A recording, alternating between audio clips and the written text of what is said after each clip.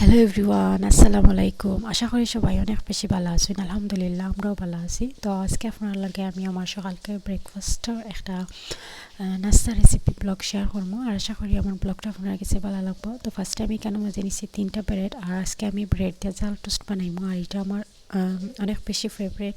তো ভাবলাম আপনার লগে শেয়ার করি, যদি আপনার ভালো লাগে তো ওরকম বানাইতে পারবা করো ব্রেড তাহলে। আর এটা অনেক মজার একটা রেসিপি, তো ছোটো বড়ো সবই অনেক মজা করে এটা খাইবা। তো এখানে আমি ফার্স্ট পিস ব্রেড নিছি, আর মাঝেতে আমি একটু কাটি লিছি যাতে এটা একটু ছোট হয়ে যায়, কারণ এটা সাইজে একটু লম্বা আছিল, তো যার কারণে আমি এটারে 2 পিস করে কাটি লিছি। তো এখানে আমি নিছি একটা বাটার তৈরি করছি, এখানে ময়দা, ডিম আর ফাস্টফুডন দিছি সামান্য পরিমাণ, আর কাঁচামরিচ বাকর পাতা দেওয়া একটা বাটার তৈরি করছি। কাঁচামরিচ দিছি যেহেতু এটা জাল টোস্ট, তো এর লাগে একটু স্পাইসি হওয়ার লাগে কাঁচামরিচটা অ্যাড করছি। বাট সমস্যা নাই, বাচ্চারা খানিত গেলে এটা কাঁচামরিচটা বাছিয়া ফালাইয়াও তারা খাইতে পারবা, কোনো সমস্যা নাই। আর আমার বড় 2 মেয়ে তারা একটু স্পাইসি খাইন, তো এর লাগে আমি এখানে আর এটা স্কিপ করছি না, এটা দিছি।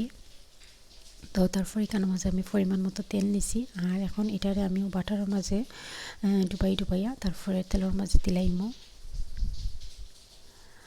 আর এটা খুবই মানে সিম্পল একটা রেসিপি, যে কোনো সময় মেহমান আইলেও এটা চাইলে আপনারা ইজিভাবে মানে একটা নাস্তা হিসাবে এটা দিতে পারেন। আর এখানেও যা যা আমি ব্যবহার করছি সবই নর্মালি সবর গরু সবসময় থাকে। আর এটা চেষ্টা করবা একটু মচমচা করে লাল করে ভাজার, কারণ যেহেতু এটা জাল টোস্ট, তো এটা যত একটু মচমচা হইব তত খাইতে একটু বেশি মজা লাগে। তো আমি ওরকম করে বাজি লাইছি, আর এখন এগুলার তেল থেকে পালা করে নিজাইয়া তুললিমো, আর বাকিগুলো আমি দিলাইমো।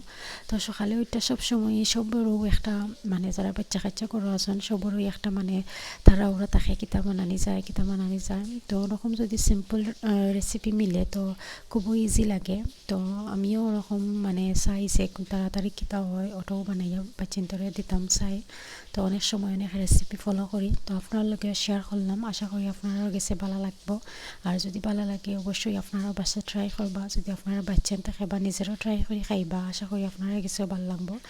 আমি অনেক বেশি ভালো পাইছি, আমার কাছে অনেক বেশি ভালো লাগছে। তো আপনারাও ট্রাই করবা, আপনারা বাচ্চাদেরও দিবা, তারা যদি ভালো পাইন তো আলহামদুলিল্লাহ আপনারা তারা মানে খাওয়াইবা মাঝে মাঝে ওরকম বানাইয়া।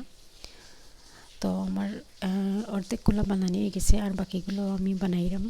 তো আমার আরেকটা চ্যানেল আছে, যে চ্যানেলে আমি ঘরে থাকা উপকরণ দিয়া বা ইজি রেসিপি আমি শেয়ার করি।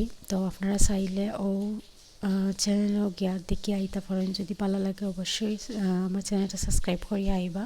তো এই চ্যানেলে শুধু আমি আমার ব্লগগুলোও শেয়ার করি, আর আমার যে আর একটা চ্যানেল কুকিং চ্যানেল, এটার মাঝে আমি আমার রান্নাবান্না সবগুলো জিনিস আমি শেয়ার করি। অনেক রেসিপি আছে ইজিভাবে আমি দেখানোর চেষ্টা করি। আমি নিজেও একজন নিউ মানে রান্নাবান্না শিখছি, তো আমিও চাই যে আমার মতো যারা নতুন তো তারাও আমার কাছ থেকে আমি যতটুকু জানি তারা আমি অতটুকু জানাইতাম চাই। তো আশা করি আমার ভিডিওটা আপনার কাছে ভালো লাগবো। আর দেখুন রেডি গেছে আমার জাল টোস্ট, তো এখন খাইমো। আর এটা চা দিয়েও খাইতে অনেক বেশি মজা, বা এমনিও খাইলে সস দিয়ে খাইলেও অনেক বেশি টেস্ট লাগে।